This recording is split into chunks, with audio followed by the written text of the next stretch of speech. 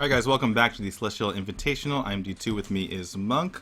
And after that thrilling series between Firebat and Life Coach, we now have the two Chinese players of the group, the two people who qualified for this event, that being Zoro and Blue. You guys probably know Zoro from the World Championships, Blue maybe a little bit less known. What do you think about this match, Monk? Yeah, I think it's going to be pretty interesting. There's a lot of really different philosophies about Hearthstone between the West and the East, and one of the main ones is with Priest. In the Western scene, unless your name is Zeta, you probably favor Dragon Priest over Control Priest, whereas compared to that, Control Priest is almost universally favored over Dragon Priest in the Chinese scene. So I expect if we see Priest in the following match, which I believe there are, then I expect a lot of Control Priest, which is always exciting because you don't really get to see that much of it in tournaments. Yeah, definitely. I have been casting a lot of the Chinese matches as we do see Zoro on the screen there. And typically in, at least Team League, the Hearthstone Team League, or Hearthstone Team Story, excuse me, that's going on in China right now. I believe they're actually playing right now, I believe. Yeah, Control Priest is about, I would say, 60-40 over, I mean, not matchup-wise, but about 60% of the time it would be Control Priest, and then 40% of the time would be Dragon Priest. We do see, it is going to be Dragon Priest, actually, coming up from Zoro. He is the priest, the player playing the priest in this matchup. No priest on the side of Blue. So taking a look at this, Dragon Priest with Dr. Boom in there, the extra oomph, as well as the Rogue, which looks like a standard oil Rogue with the Assassin's Blade. And finally we have a Patron Warrior, and looks somewhat standard, except it has a Gnomish Inventor and a Shield Block. Yeah. The Dragon Priest, the one like odd card in it, I think is the Dragon King Sorcerer. It was in a lot of like the first Dragon Priest decks, but these days it feels like it's mostly been cut out of every single one in favor of stuff like Brand Bronzebeard, or maybe Zombie Chows, or maybe another threat like maybe Vol'jin, for instance, or Sylvanas, or Dr. Boom. Just kind of, I would even call it a kind of an outdated card. Yeah, I mean, I can see the reason for putting it in. I do enjoy that card myself for the extra consistency of having that dragon for the buffs. We are going to be looking at Blue, who is on the team Big Three, by the way, and looks like his shaman is. I Control Shaman, Yeah, I I'll think. talk about this in a bit. I think I've seen this before. So we have the Reno Warlock, and then finally we have looks like a Face Hunter. With Brave Archers. Brave archers, archers being so brave. As far as the shaman goes, I saw this in the Hearthstone team story, and what it's trying to do is just in the conquest format, you just need to win once, right? And a lot of times people are scrambling to find a way to have Shaman pick up a win because it was so weak for so long, at least until recently, where the aggro decks have been working pretty well, though as we saw today, that didn't work out too well either. But yeah, so what players did was either they brought out a super aggressive Shaman, tried to sneak a win that way.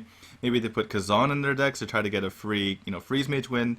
But this deck I saw, I think, last week, and what it's trying to do is just stay alive and hope that its big threats aren't answered for with things like Ysera, and you're able to stay alive using things like Healing Wave to kind of stay in the game. So yeah, just control shaman, just trying to find a way to sneak a win by bringing a deck that has minions that your opponent maybe won't be able to have an answer for.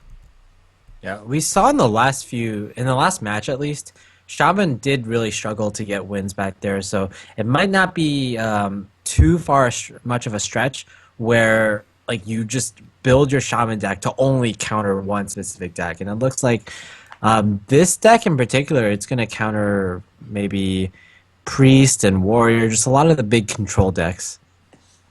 Yeah, it can definitely kill something like, for instance, this Dragon Priest, which can run out of options, and in trying to finish out the game.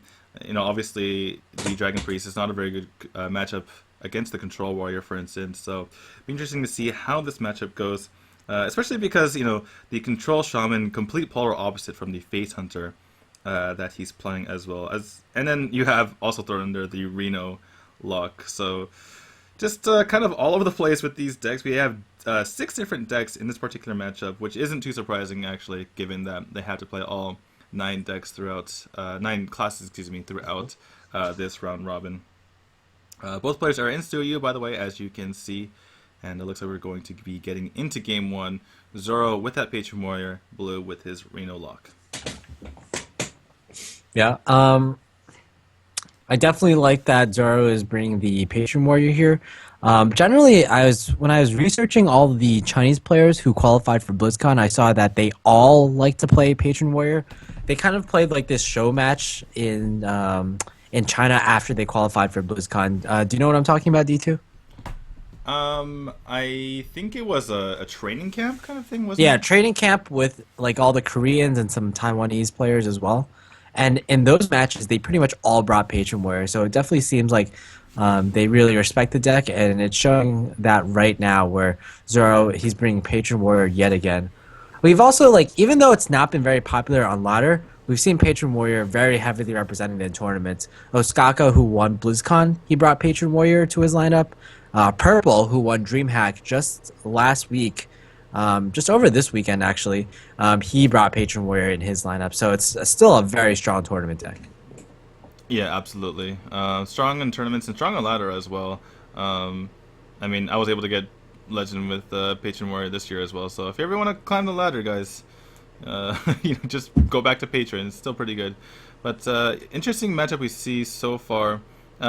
Patron, by the way, as good as it is, excuse me, as good as it is, if I can use words here, it's pretty bad matchup against the Reno Lock, because Reno Lock has the Hellfire and the Shadow Flame, and on top of that, it also has potentially something like Twisting Nether, though I didn't get to see if that was in the deck.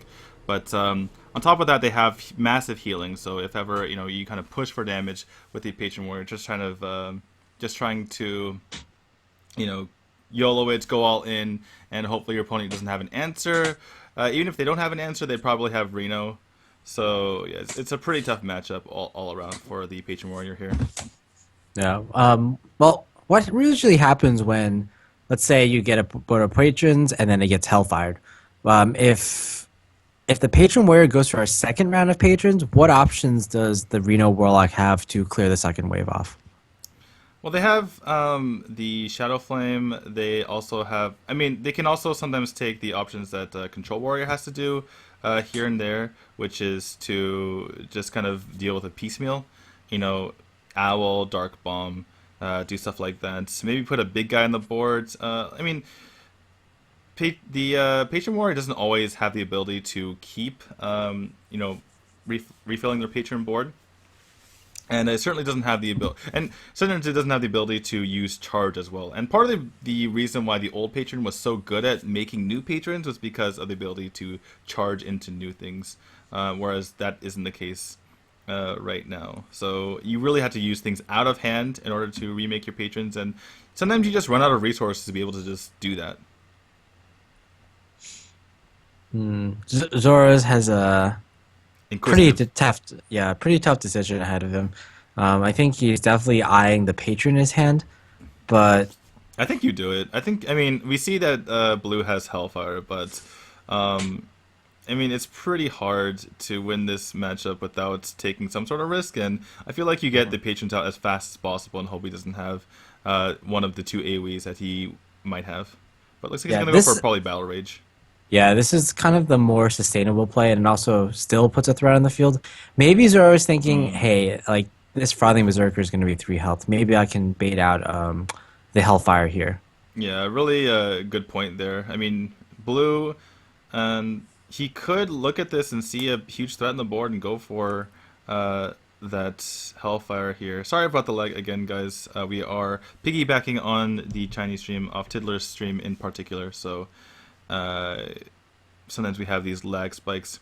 In any case, after this battle rage, looks like another Frothing Berserker with the Shredder and the Shield Block comes in the hand, and Blue has an interesting decision here doesn't have the ability to BGH that quite yet. So, will he expend a Hellfire here? Or will he expend an L, yet another resource that is typically pretty valuable against the Patron Ward because they typically run two Shredders. Yeah, definitely. So it could be an issue going forth. He could, just play his own Doctor Boom and say, what, deal with it. But if that gets, executed, you could be in a bit of trouble. So, he gets a pretty solid minion onto the board here. I kind of like this. Now Zoro has to deal with this first before he's able to play his own stuff, which takes a bit of mana to do so. So then, kind of blue kind of gets the initiative from here on out, which is good for him, or at least these next couple turns. Right. If he does clear, this seems to be. Is this the best order with the Fire War Axe? Maybe you can hit it with the axe first. Uh, Yeah. I mean, okay. assuming I you think don't. Sorry, go ahead. I think this gives you the most total health, but the other way gives you one more armor, which is probably less relevant. Unfortunately, there seems to be slight disconnect problem. Yeah, if you go with the Fire War Axe first, then you can't hit your Frothing Berserker in before the Armor Smith, and then you can't get the armor from the Armor Smith. So, and considering he probably doesn't have Shield Block, or sorry, Shield Slam, this ends up being the best overall. But looks like, yeah, we have some issues, and we are Uh, looking at. Oh, this I think is we are reconnecting. okay. Are we in the spectators mode perspective right now, or Blue's perspective? It does look to be, I want to say blues perspective, although it might have switched around. Hmm. Well, it looks like the Frothing Berserker was killed off, as well as the Armor Smith into the Owl. So now all you have to do is wait for Zoro to potentially clean this up with the Fire War Axe. Looks like the lag is the stream lag this time instead of the actual game lag. Uh, but we are getting back into it. Who do you think is favored in this position? I know it's a bit hard to call, but who would you bet your money on? The hand with like the full patron hand, or the slightly smaller hand from blue, but one that's reduced by Emperor Thorzen? I say by far Blue.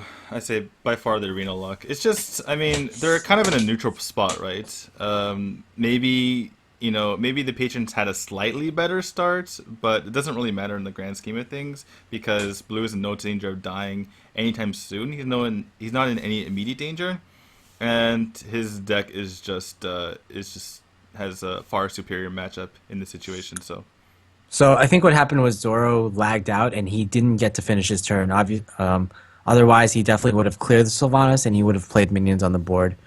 I don't believe he used any mana on the last turn that he got, so this Hmm. is definitely looking to be a regame. Yeah, I think I would be a bit disappointed if I were Blue there, just because you have the guaranteed Hellfire uh, in hand for the patrons, and that's kind of the only way you really lose the matchup. I mean, there's a couple other ways. Maybe they get some other, mid-range minions like the Shredder on the board, and for some reason you don't have any answers, which is unlikely, but it could happen. But overall, the biggest way, the best way that the patron has is to play the patrons on the board and just hope that your opponent doesn't have an answer, and then from there, you use all those bodies to push for damage. But I mean, no matter what happens, Blue's going to be favored, so I don't think he's too upset. We'll just have to see what happens. Yeah, but yeah, as always, he could always not draw into that Hellfire. He could not get a really amazing Emperor Thorzen play. Um, and it's really typical that Patron, if it gets like a good draw with Acolyte and it gets a Whirlwind into Battle Rage, like what Zoro did in the previous game, he just goes off. Like I felt like Zoro, despite Blue having a really good hand, Zoro also had a pretty above average hand slash above average turns, getting Death Spite exactly right on curve and getting a great Battle Rage. You typically get that every single game.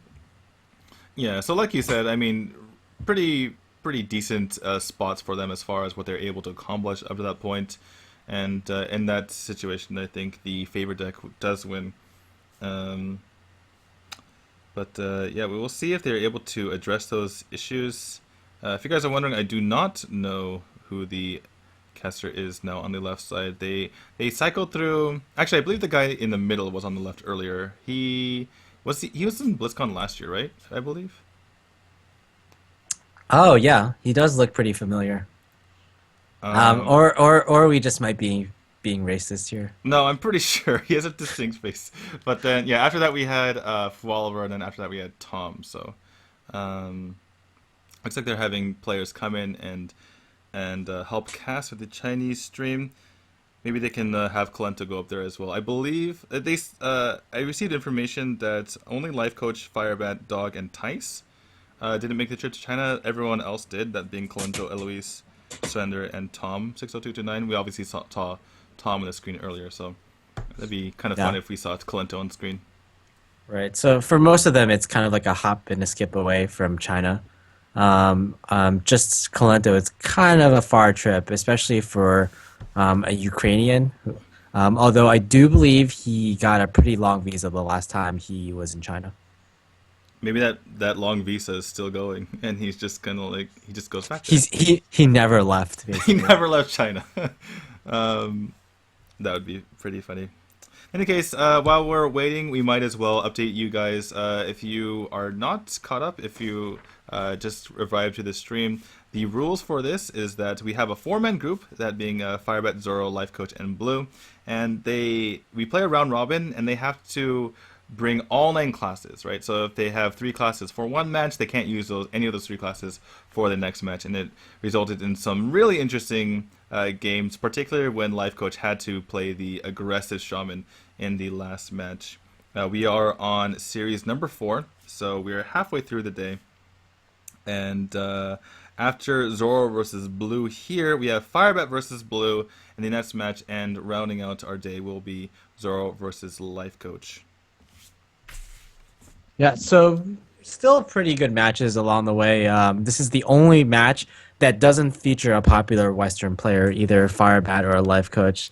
And kind of ironically, it's having the most technical issues, even though there are no like connections from Europe or from America to China. Sometimes, the servers do act up a bit, and it's out of our control, really. Yeah, definitely things can happen, especially with China having a completely separate server that Westerners have no access to. Although, are they on that server today? Actually, how do they have these matches? Do you know? Are they on the Chinese server or are they on some other server? I'm Because pretty sure they're on the Chinese server, and all the foreign players are given accounts on okay, the servers. okay, and they're able to access them in their respective countries. That's kind of interesting.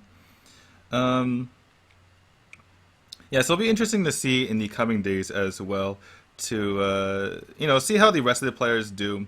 Clento, Eloise, Surrender, Tom 60229, Tice, and Dog. Some of the other players who qualified uh, are very interesting too. That's not one other thing that we need to clarify. If you weren't here earlier for that explanation, is that 8 of the players are invited, the ones I just mentioned, and 8 of the players have qualified, and have qualified either by being invited to the qualifier and winning, or qualifying for the qualifier and winning that. And Zoro actually qualified for this before he qualified for BlizzCon. So Right. yeah, he's just I qualifying all over the place. I also want to point out that even though the foreigners are invited players, they're also invited based on merit. For example, Dog had a really strong showing in the beginning of the year. Surrender is the best performing Korea player in Korean leagues, and Tom is one of the only players to win two separate major lands in both Assembly and Onog within the span of 1 month period. Yeah, we're not. They're not inviting streamers and casters here. They're inviting players based on their merits. We did have some invites to the qualifiers, who were kind of streamers and casters in the Chinese community, and not surprisingly, all of them lost. So there's no streamers or casters here that qualified.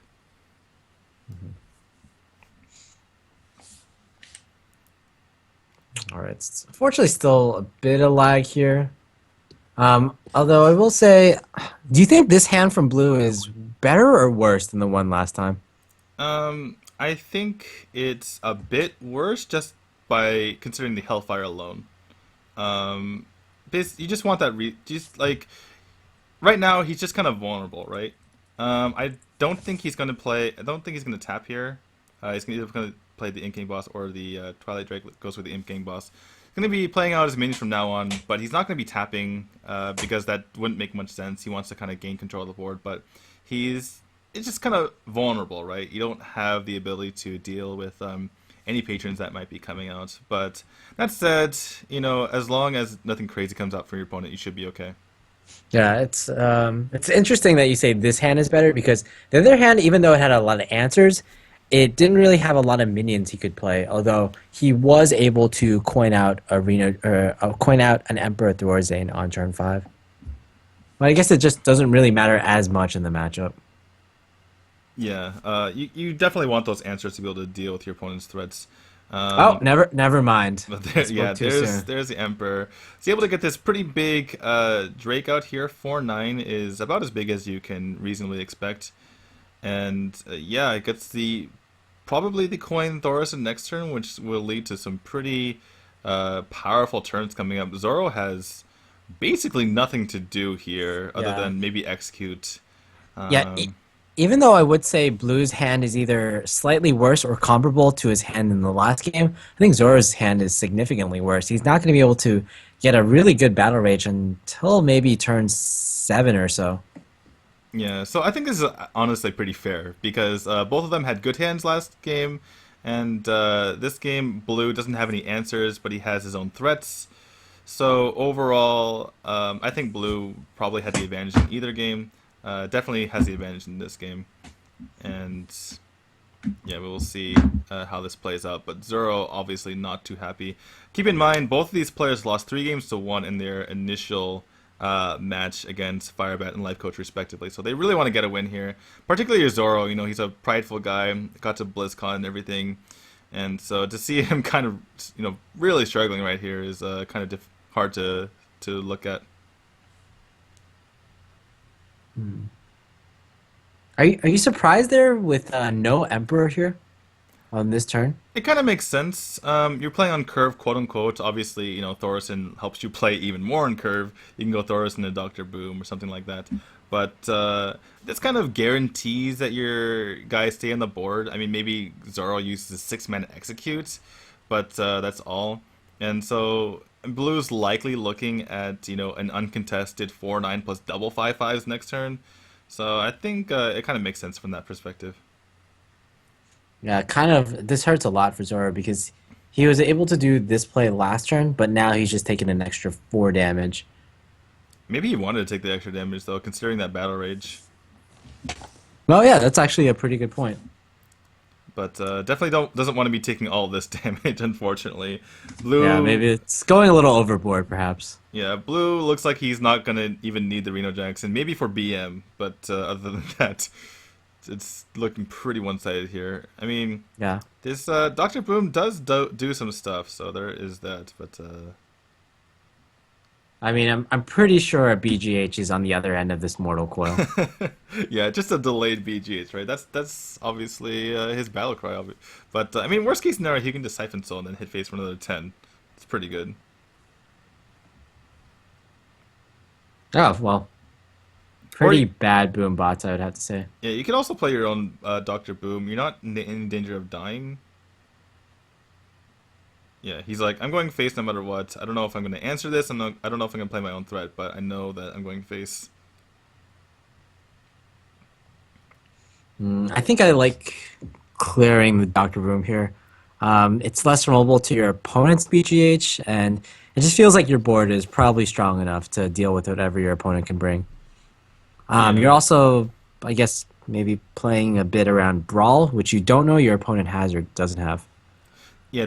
Basically, the only reason why you wouldn't Siphon Soul here is if you want to save it for a minion in the future. But this is one of the biggest minions you're going to face other than Grom. Right, so even if your opponent Groms in the next turn, you have a pretty easy way to deal with that. Ooh, Death Spite. Yeah, He really would have liked that on turn 4, for instance. Deathspite not only just it's a great weapon to clear minions on turn 4, but also you need that effect, that whirlwind effect, to set up a battle rage, which is really what fuels you going into these turns. And now, unfortunately, he's playing from behind every single turn. Not really a situation that I think the tempo deck that Patron has become can deal with. Yeah, I mean, that's exactly what's exactly a perfect way to put it, right?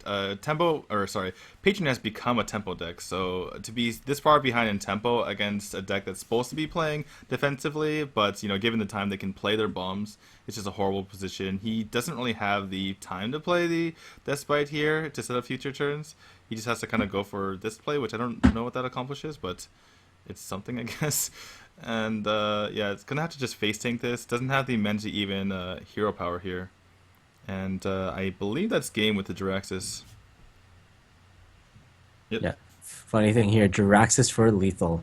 For 7 mana, it has mana to coin hero power too if he wants it. All right, so Okay. He's not going to get the opportunity, unfortunately.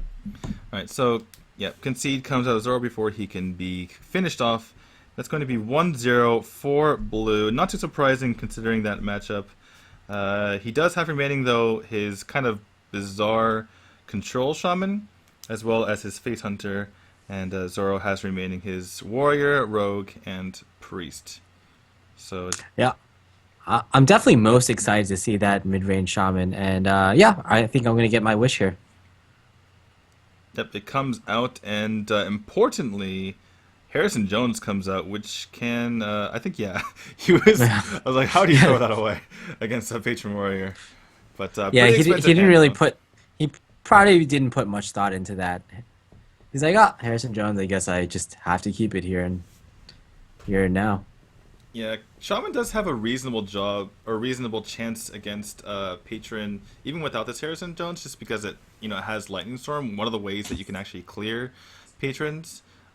Interestingly enough, this matchup, even when Patron was the strongest or one of the strongest decks out there, depending on who you ask, pre-nerf, uh, I mean, Shaman was the weakest deck then as well. And Shaman actually didn't have too bad of a matchup against Patron because it had some of the tools necessary to deal with it, and Patron sometimes had to resort to kind of OTKing the opponent in the Right. end. If you ask Ping Ping Ho, the shaman master himself, he'd actually say that shaman is favored against the old school patron warrior, Hmm. and he tells us that he brought patron warrior to BlizzCon, or he brought mid-range shaman to the qualifiers at BlizzCon, just to counter patron warrior. And a lot of the players I talked to at BlizzCon thought that was ridiculous, but I guess it worked for him. It depends on what you tech into it. As we see the hex onto the armor smith. I was kind of looking at my notes and I look up. There's a hex. There's a froggy. Okay, that's interesting. I guess it sets up for future turns. So he doesn't have a turn 4 play in hand at the moment. He does have sorry. Speaking of blue, he does have BGH for bigger guys later, which is what you normally hex. But yeah, I mean, just in my normal experience, I did play a lot of Patron pre-nerf and play a decent amount post-nerf as well. And Shaman, it was a kind of a difficult deck because if you get your patrons out on turn 7, for instance, which is a bit late, but assuming you don't have the perfect hand, they can do things like Drake Lightning Storm to guarantee clear your board, and they just have this presence the entire time, and eventually you kind of had to just OTK them, or had to. Yeah. Sorry. Uh, Well, here's the thing with not only this deck have two lightning storms, it also has four lightning storms because there's a huge potential for you to get either lightning storm or elemental destruction from jeweled scarabs, which is a mm. two of in this deck. Yeah, and that we see the differences coming out with the League of Explorers there. So blue kind of taking a beating early on, not to his face, but I guess to his board. Finally able to put up a minion. That's kind of the downside, obviously, of keeping that Harrison Jones in hand. But despite how this has worked out, I think it's still pretty much worth it for him to have kept that card. Yeah, this Sludge Belcher is actually absurdly annoying for Zoro. Yeah, the biggest thing Um, here is Zoro doesn't have any way to like if that world was instead of patron, he kind of just wins the game, but instead he draws a dud. So No, it's not working out too well. Maybe Zoro now is kind of regretting putting the unstable goal on the field. It's more of Well, like a hindrance here he almost. can use it. Yeah, he looks like he's gonna interrage his cruel task here, just so that his shredder doesn't die. Um, yeah, he's gonna be able to clear this without being able to, without needing to pop a shredder. Uh, but that will give Blue kind of the ability to kill off the first half of the shredder with his fire elemental. I mean, he was able to do that regardless, but there's not much of a board left for Zoro. Does go for that. And nothing to do for Zoro in hand at the moment. Still one turn off of Dr. Boom. Picks up the Gnomish Inventor, which is a pretty big draw for him, at least to be able to do something. Though he probably would have preferred that Death. Right. Deathbite again is going to be a double-edged sword here. Harrison Jones is going to come to effect, and it's going to hurt him quite a bit. Although we probably will see Dr. Boom coming on turn 7. And now, even though Blue was taking a beating in the first few turns, he's kind of wrestled back board advantage, especially with Dr. Boom possibly or probably even coming out because it's turn 7. Yeah, I mean, Um, Patient e- Warrior isn't. Sorry, go ahead. yeah, I was gonna say either way, Zora is kind of gonna get wrecked here, either by Harrison or BGH, two of the swing cards from Blue. And like you were saying, Blue might have built this deck in order to just sneak a win in with these swing cards. Yeah, definitely. Look, so many tech cards in here, and after this, just a bunch of big threats, like you see the Neptulon in hand. So, what was I gonna say? Oh yeah. So I mean, Zoro obviously had that early lead with kind of the smaller minions, but Patron isn't really built to kill your opponent very fast with small minions. Obviously, you can get things like big frothings, but you're not going to get repetitive damage like you would um, with a more aggressive deck. So it just even though he had that advantage, it kind of just ended up being turning into card disadvantage because they all just went into that sludge belcher. Right. Sludge Belcher was kind of like a 3-for-1. Um, it ate like an inner rage, a cruel taskmaster, an unstable ghoul, and part of the piloted shredder.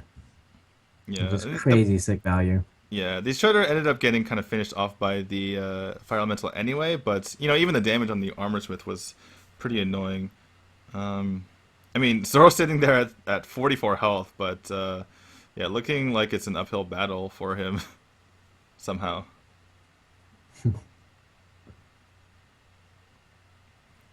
Ooh, so close.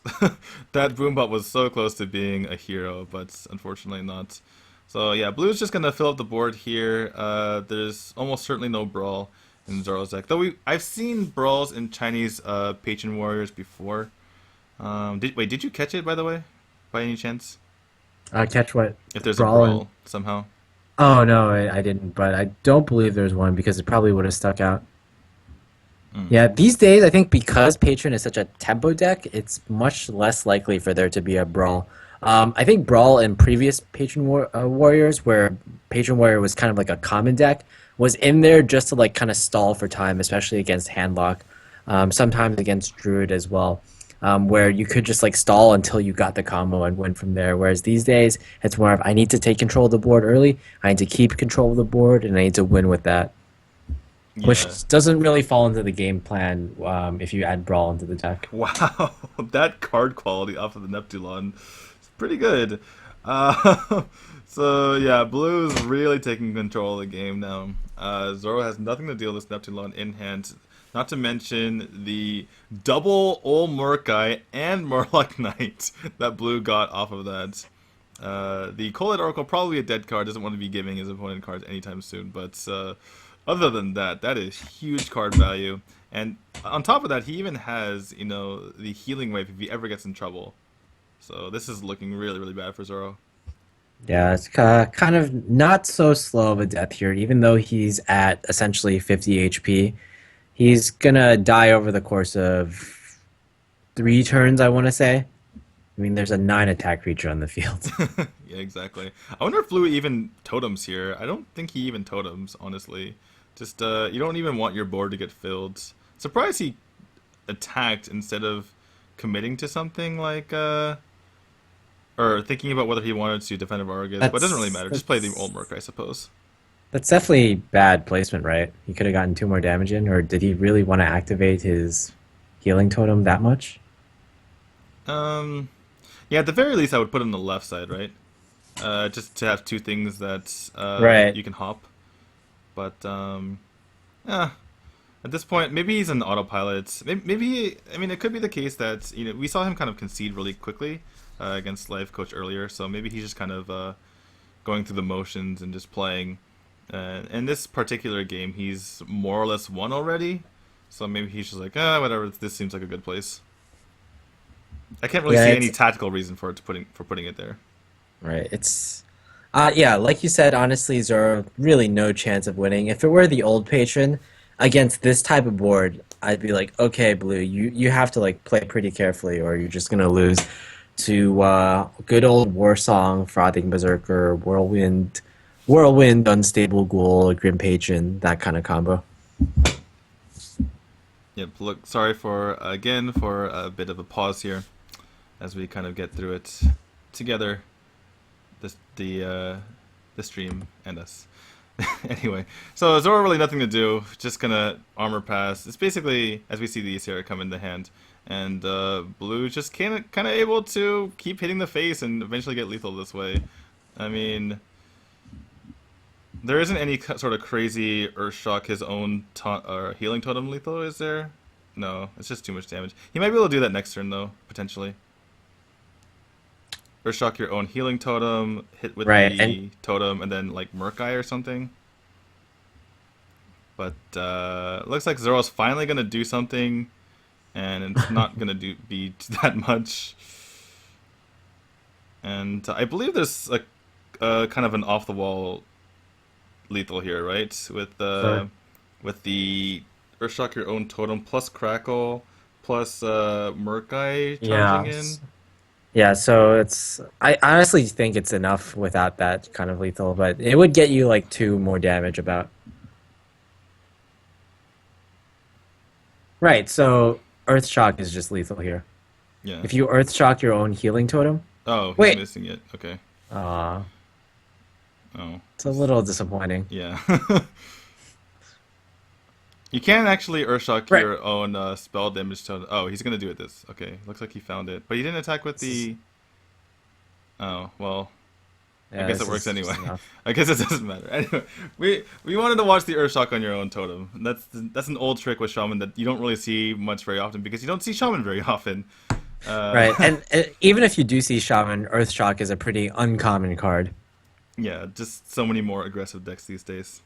In any case, Blue's Shaman deck works out really well there, able to take out the Patron Warrior, and strangely enough, the oddball decks, the Reno Warlock, the Control Shaman, are winning against the tried and true Patron Warrior.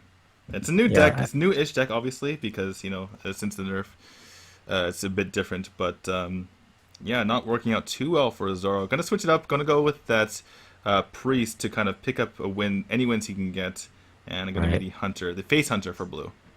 Yeah, this is I want to say a god awful matchup for blue. I think Dragon Priest is one of the best decks you could go for against Face Hunter. It's just all their minions trade so well against all the Face Hunter minions. Like a 2/4 taunt on turn two seems to be like the anti Hunter card, the anti Face Hunter card. It just deals so well with everything. Yeah, definitely. And looking forward, I mean, as we again, sorry about the pause here, but we have this Dragon Priest, which does pretty well against Face Hunter. We also have the Patron Warrior, which does well as well. So it could come down to whether Rogue can beat the Face Hunter. Yeah, so a pretty good point. Um, yeah, like we said, 2/4 taunt. All right, let's see what you can do. Yeah, Brave Archer's not going to be able to do much here, though he does have a way to get through it at least with the quick shot there. And the one thing going for the face hunter that I found in this matchup is that if you're able to get significant damage to the face, then the dragon priest typically has holy nova and their hero power, and that's it. Um, so that's the biggest thing going for the priest, I believe, right here. Or sorry, for the hunter is that you just kind of want to get the damage in, and they can't get themselves out of it. Yeah, well, the other thing Blue had going for him is that he rolled a Misha. Definitely by far the best thing he could have gotten. Zoro once again gets that 2-4 taunt. Like we said, the best minion you can have against Face Hunter. It's not going to trade well against Misha, but I think it's going to be enough. I would have really liked to see the Northshire Cleric on this turn as well, just to get a bit more on the board. Yeah, just to put stuff on the board, especially because obviously the Misha is likely to trade into this Wormrest agent. But after that, I mean, the 1/1's not going to be able to trade into that Dark Cultist, at least not on the board. Yeah, and with Zoro's philosophy, it seems like he wants to prioritize healing face. That just means that there's actually you probably won't want to be drawing cards with Northshire Cleric then if you prioritize healing face that much. So yet another reason just to play Northshire in order to possibly contest the 1/1s on the board. So because he didn't play it on this turn, he might have just only gotten a net one damage in with the heal. Hmm. Net one damage heal rather. Yeah. So if he'd played the Northshire this turn, he would be at one health lower, but he would have a 1/2 against and this 1/1 would be dead basically, which I think is a pretty good deal. I suppose he doesn't know what type of hunter he's going against quite yet, so maybe he feels like if he's going against a mid-range hunter, he needs to have the opportunity to draw cards at a future date, and I didn't want his Northshire Cleric to be get killed by some sort of removal. Yeah, that's actually a really good point. And there's not really any cards that are indicative of this being a phase hunter or a hybrid hunter. You can't really tell much from Hunter Creeper or the Animal Companion, for instance. Yeah. Blue is kind of in a rough spot here. He's drawn all of his bigger minions, which is good for him as far as establishing a board presence. But from here on out, he needs to find a way to deal damage. He's only done two, as you can see, and I mean he has a decent bit of damage in his hand, but he's starting to trade, which is a bit odd, I believe. I mean, I think this is about the time when he needs to just start smorking it, right? Or you just keep trading as the phase hunter. And I also don't like this as much because you've already used quick shot early on, and you have even less opportunity for card draw. Also, all your other cards in your hand are just extremely clunky and kind of just specific reactive cards. yeah, I mean you're using all your damage basically to trade with your opponent's board. And as we can see, Zoro has reasonable answers in hand. He has the Shadow Word Pain, has the Blackwing Corruptor that can deal, with the board of blue.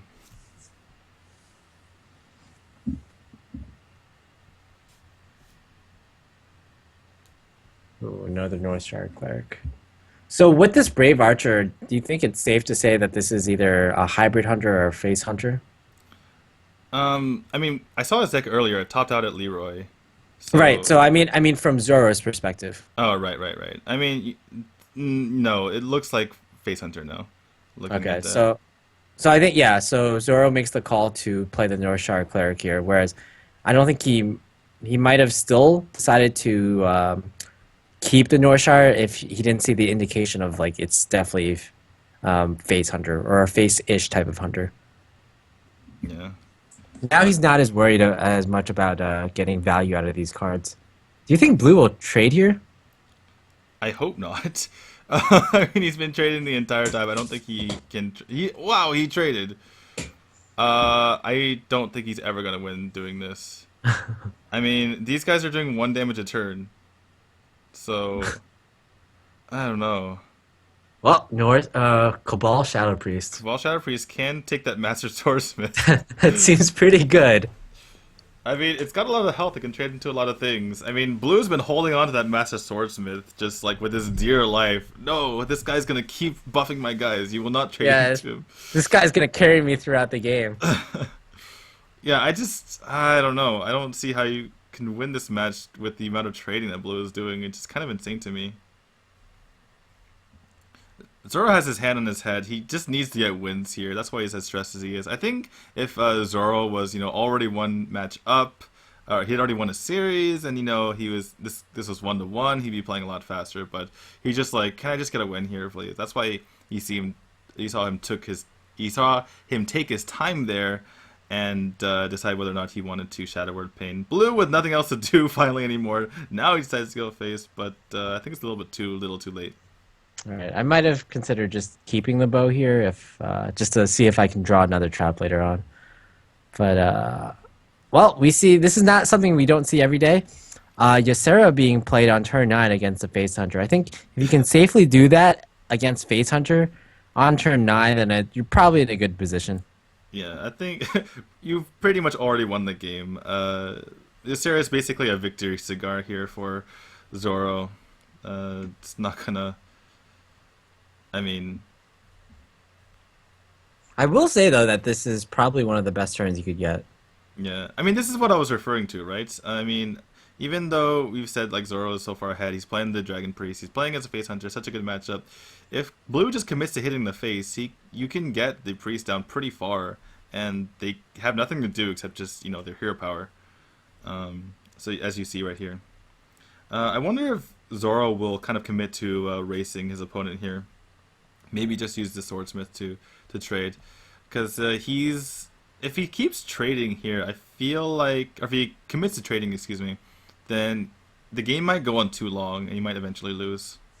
Well, I think it's probably smart to just like count the damage on board right now because he can trade to a certain extent, but he has a potential of the Emerald Drake to follow up.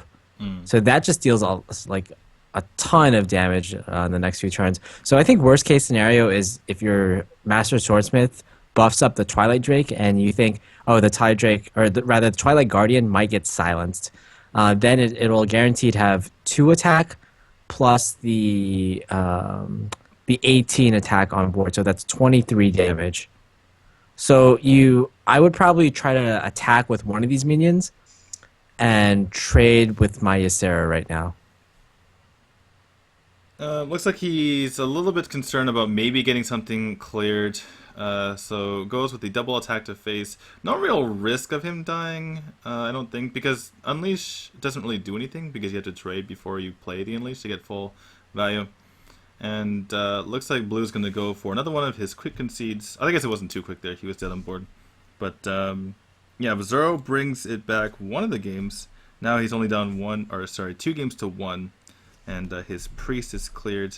Every game matters, by the way, guys. After the overall series score that these guys have in the groups, it goes down to individual game difference.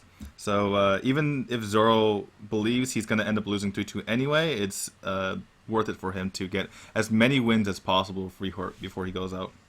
Right. So to that extent, he's just queuing up with the best deck against his Face Hunter as possible. And definitely one of the best decks is Patron Warrior. So like you mentioned, probably going to get a win with this Patron Warrior. And it's going to come down to the last decks, which is Face Hunter against Zoro's Rogue. Yeah, definitely. Although Blue has an okay hand here. He can kind of deal with this. We see the Lothab. I said before that it topped out at Leroy, but maybe I misread the deck. Well, let's see. In Chinese, I think Lothab or like Leroy is before Lothab Okay. alphabetically. So that's why you might have thought it topped at Leroy Jenkins because they're both 5 mana. And Leroy is before Lothab. The funny thing about Leroy Jenkins is that it's a name, right? So it doesn't really translate well into other languages. So it's not actually Leroy Jenkins in other languages. In Chinese, it's Chicken Warrior, or it's actually different in the Taiwanese version and the Chinese version. In one of them, it's Chicken Warrior, and the other, it's Train King. Hmm. Yeah. So fun facts by Monk. Very fun facts. Uh, as far as the Japanese version, they basically just, I think they say just Nidoi. So there you Ah, go. that's much more boring.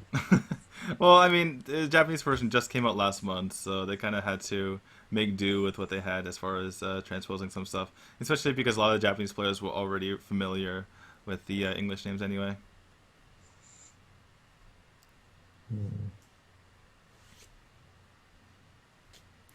Anyway, so blue has a reasonable board here. Somewhat threatening, even though it's only 4 damage, just because it's so annoying to get rid of all these cards. Zoro considering something. Don't know yet what that is, but The funny thing is that I found out through my stats of looking through Face Hunter versus Patron Warrior is that, well, not just Face Hunter, but all the other types of hunters, is that the faster the hunter is, the more of a chance they have against Patron Warrior because it's very possible for the Patron Warrior just to draw dead. yeah, So that means like Face Hunter is actually better than mid range Hunter, or rather, Face Hunter is better than Hybrid Hunter, which is better than mid-range hunter against the patron warriors. yeah. I think I remember you mentioning that, and I definitely agree when watching or experiencing these matchups, just because it's so easy for the patron just to get the necessary answers for things like high main. Execute just deals with it, and then if they have patrons on the board, they deal with that as well. And if you ever give patron the time to get their patrons, and you don't have a good answer for it, then you're just gonna lose. Just like typically the druid loses in this matchup if they allow patrons to go up. Mm. Similar situation. This is a pretty interesting scenario for Zoro, and for Blue for that instance. He's basically giving Zoro the potential to race him with the Frothing Berserker, but maybe he's thinking, okay, so if I trade my Mad Scientist in next turn, even if I run Freezing Trap or if I run Explosive Trap, both these scenarios pretty much shut off this Frothing Berserker. So he's just sacrificing the 7 damage to face, which I think will largely remain inconsequential. It's going to be up to Zoro later on to basically clear the board. Yeah, definitely. Racing probably isn't a reliable strategy for Zoro, even though he can get a free 7 damage in. Yeah, it comes down to degrees, right? If you can have a huge guy that can hit the face, then that's a different story. But 7 isn't quite enough damage to kind of race in this situation. Looks like it's going to be Acolyte and probably going to hit face here. I mean, obviously he's not going to be able to raise that well, but at the same time, it's not. I mean, blue does have to trade here because he's eventually going to lose the race, so there's no real reason for Zoro to be trading into these minions in particular. Okay, Freezing Trap. So blue did look at the trap, which means he probably runs more than one, um, and it's probably going to be something like explosive and freezing. Let's go ahead and clear the everything but the acolyte in the situation. Zoro picks up the uh, Gnomish Inventor, which he's probably going to play now rather than play his acolyte. Though he could play the acolyte even for 5 mana just to force the Lothab to go into it. Hmm. Or to force the quick shot. Yeah, something like that. Basically, just to kind of heal. There's the Leroy Jenkins, by the way. He's immediately going to play it, actually. Interestingly enough. Is he gonna trade it all here? I mean, he's Or is been he gonna go trading. all face? He's been trading a lot recently, so I would be surprised if he didn't trade. I think I would trade at least one in, just so there's no free kill for the whelps. Right. Nope. Just Oh, says nope. guys go face. I Okay. mean, He was kind of faking us out for a second there. yeah, Ah, but he and gets punished. He gets punished by this armor smith. yeah, that's definitely a punish, and even the execute there. Um, well, okay, so armor smith. Thing is, he can't armor smith plus slam and execute, so he'd have to trade in his 2/4 into something unless he wanted to be really greedy. Wait, why can't he slam execute an armor smith? And he can't slam and execute armor smith and hero power. Sorry. Right. Okay. Um, so Okay. yeah, So he can just armor smith execute and hero power here. That Yeah. seems all right. You give up some of your board, but I think it's a fair trade to make. Yeah, especially because these are probably the biggest minions you're ever gonna face from here on out. Especially considering you've seen Brave Archer. But Brave Archer, one of the scariest cards in your opponent's deck right now. I mean, what I'm saying is you're not gonna see. Uh, I mean, you're probably not gonna see any high mids in the future, so um, you're fine. Just kind of getting rid of your minions. Looks like he's gonna just forgo armoring up or hero powering, and that's kind of scary to be honest. Because blue, I mean, he can push a decent amount of damage here.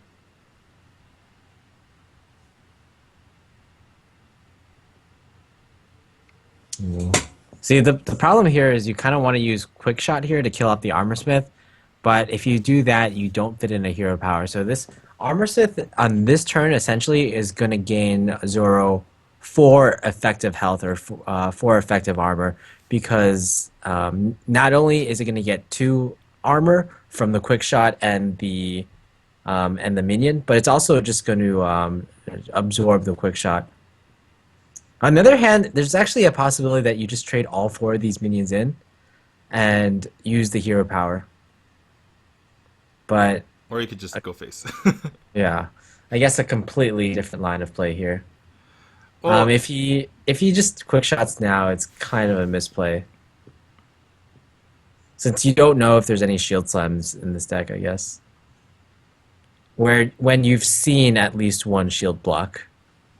yeah, true. You weren't get yeah, you don't know for certain if there's shield slams or not. But it's good. It's fair to assume that there's none in there, especially because it's hard to fit shield slam in recent iterations of Patron.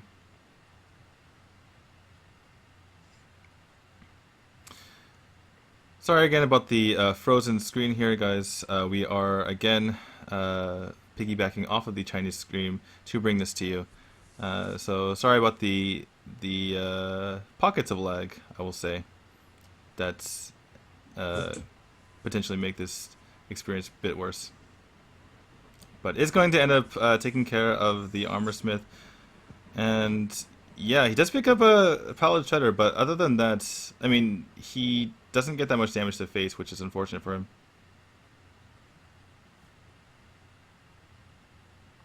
Cruel Taskmaster, Death Spite. They're both pretty okay draws.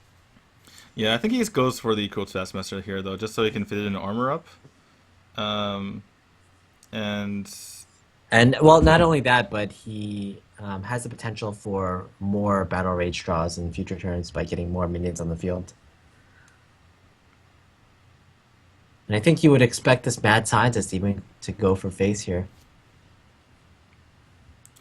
I think Zoro might actually trade into the Mad Scientist just to mitigate some of the damage.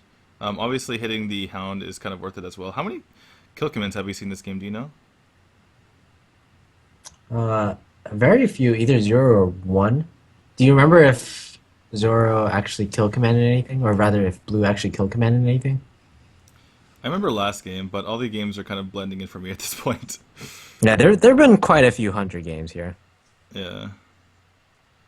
Did we get to see what that secret was? Yeah.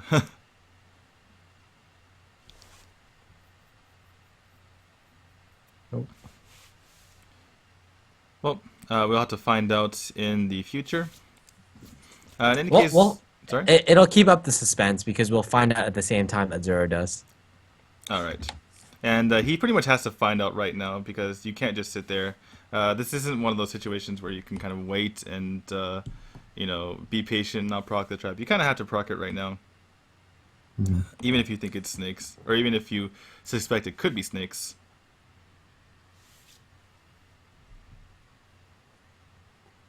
Oh, well, there's also the possibility that even if you do proc the trap and it snakes, you could go for Battle Rage into Death Spite into Fire Warx and clear off the snakes. Right, right. Or just a simple Battle Rage into Whirlwind. So Zoro was able to attack, which means it's most likely explosive. Small chance that it's bear, but yeah, probably not the case. Asian players actually do like Bear quite a bit. Kranich brought Bear Trap to BlizzCon even. Bear Trap and Snakes, I believe, no, or Bear Trap and Explosive. Hmm. And also, a lot of the Korean players just generally like Bear Trap as one of like the core traps in their decks. I don't know if it necessarily translates into the Chinese scene, but probably more of a possibility there than Western players using Bear Trap because it's kind of like regarded as not that great of a card in the Western scene. Yeah, you see it here and there on ladder, but as far as the top pros, not something you typically see that often. Looks like blue with nothing else to do. Finally going to go for this unleash with the knife juggler. And let's see, how much damage is it going to be? He kind of wants this to hit face, actually, these knives. Um, all right, I think so that that was pretty good because yeah, it denies him a free trade with the knife juggler.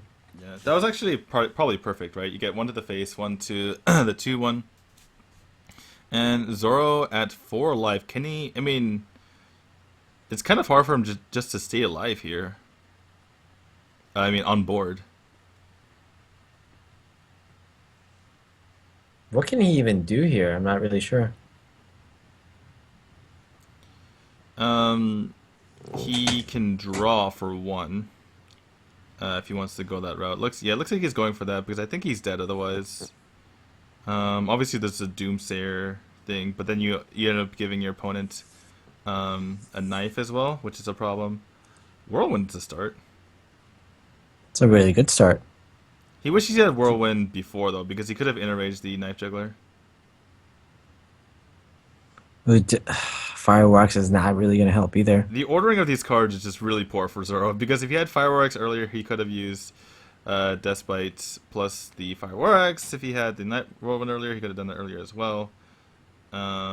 Picks up a card. Looks like he's just dead. Yeah, there's nothing else for him to do, so that is going to be game. He's going to concede. Wow. Yeah. Unfortunately, Patron Warrior fails for Zoro, and we don't even get to see his rogue deck. Zoro got 3-0'd because his Patron Warrior just failed 3 times in a row. Some of them against pretty good matchups, like especially against the Hunter. But like we said, if Patron Warrior just doesn't draw that well, then games like this can happen where the Hunter just takes or just runs away with it. Not only that, but we have to remind ourselves that it's not really a traditional face hunter. It had a lot of mid-range creatures, which definitely improves the win rate of the hunter by quite a bit against warrior. Yeah, just having those annoying creatures that, in the end, Zoro wasn't able to deal with, made a huge difference. And yeah, that's end up going to be 3 games to 1 for blue over Zoro, excuse me.